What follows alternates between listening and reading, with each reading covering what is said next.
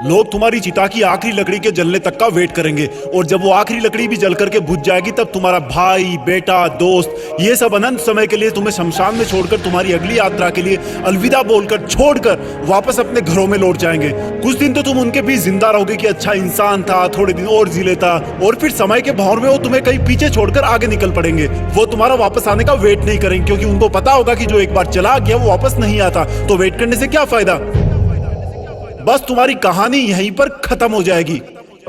तुम ऊपर से देखकर सोचोगे कि लोग कितने स्वार्थी थे, जब मैं उनके काम आता था तो कितने पास रहते थे। आज मैं जब दुनिया से चला गया हूँ तब भी दुनिया वैसी ही चल रही है। तुम्हें अफसोस होगा कि क्या मैं इन्हीं लोगों के लिए जन्म लेकर पृथ्वी पर गया था। तुम उनसे बहुत सवाल करना चाहोगे लेकिन लाख कोशिशों के बाद भी तुम्हारी आवाज उन तक नहीं पहुंच पाएगी।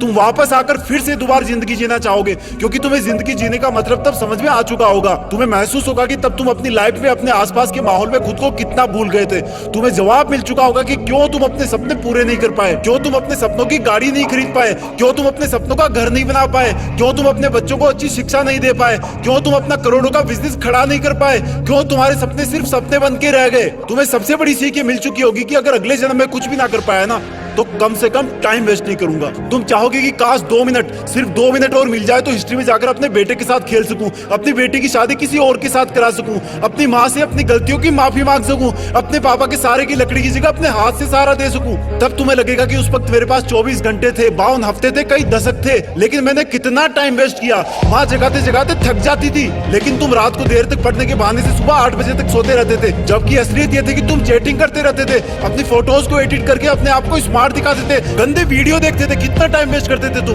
जब माँ का फोन आता था तो तुम अपनी जवानी वाले प्यार के साथ बिजी रहते थे और जब तुम्हारी माँ सो जाती थी तब तुम फॉर्मेलिटी के लिए एक मिस कॉल छोड़ दिया करते थे ताकि तुम सुबह ये दिखावा कर सको कि तुमने इतनी रात को भी कॉल बैक किया। Shame on you idiot. तुम हर काम को, पढ़ाई को कल पे टाल दिया करते थे। जो हाथ तुम्हारे बूढ़े माँ बाप को सहारा देने चाहिए थे वो हाथ हमेशा बिना मतलब मोबाइल पर उंगलियां फिराने में बिजी रहता था। तुमने कितने घंटे सुबह लेट उठने की वजह से बर्बाद किए। उन घंटों को मिला के कई दिन बन जाते। दिन से महीने और महीनों से कितने साल की जिंदगी तू एक्स्ट्रा जी सकता था, मेहनत करके अपने सपने पूरे कर सकता था, अपने माँ बाप को भी कहीं घुमाने ले जा सकता था, अच्छी किताबें पढ़ के अपनी लाइफ में कितनी वैल्यूज ऐड कर सकता था। अब मरने के बाद 1 मिनट तो क्या, 1 माइक्रो सेकंड भी नहीं मिल सकती तुझे, क्योंकि जिंदगी में कितने ही साल पहले ही मिल चुके थे तुझे। पर थैंक गॉड कि ऐसा कुछ भी नहीं हुआ। अभी तुम अभी मरे नहीं हो। थैंक गॉड कि आज तुम थैंक गॉड बोलने के लायक इस धरती पर बचे हुए हो। तुम्हारा वक्त, तुम्हारे सपने अभी पूरे नहीं हुए हैं। तुम्हारे माँ बाप, घर वाले अब भी तुम्हारे सफल होने का वेट कर रहे हैं। तुम्हारा दिल अब भी तुम्हारे सपने पूरे होने का वेट कर रहा है। थैंक गॉड कि तुम्हारे हाथ की घड़ी अब भी तुम्हें वो दिन दिखाने का वेट कर रही है जब तुम एक हीरो की तरह लोगों के सामने खड़े होगे और लोग तुम्हारी रियल कहानियां सुनकर आंसुओं से भर जाएंगे, मोटिवेट होंगे। और उन लोगों को सबसे ज्यादा अफसोस होगा जिनने तुमको कुछ साल पहले मेहनत करने वाला ढोंगी कहा था, लेकिन फिर भी तुम्हारे मन में उनके लिए 1% भी बुरी भावना नहीं होगी। ये अलार्म कल भी बजेगा। अगर तुम उठ गए तो ये तुम्हारे जिंदा रहने का सबसे पहला सबूत होगा। अगर तुम अलार्म बजने से भी पहले उठकर अलार्म को बंद करके अपने काम पर लग गए तो ये तुम्हारे सफल होने का सबसे बड़ा सबूत होगा।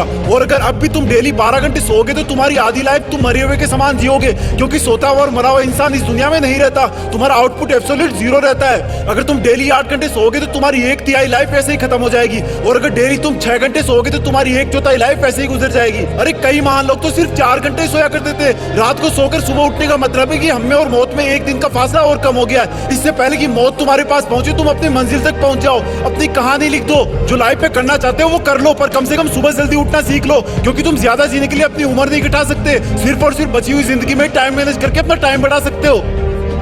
तुम्हें करना होगा, तुम कर सकते हो। You can do it, you can manage your time. तुम्हें बाद में पछताने से पहले अभी अपने टाइम को सही ढंग से यूज करना होगा। जय हिंद।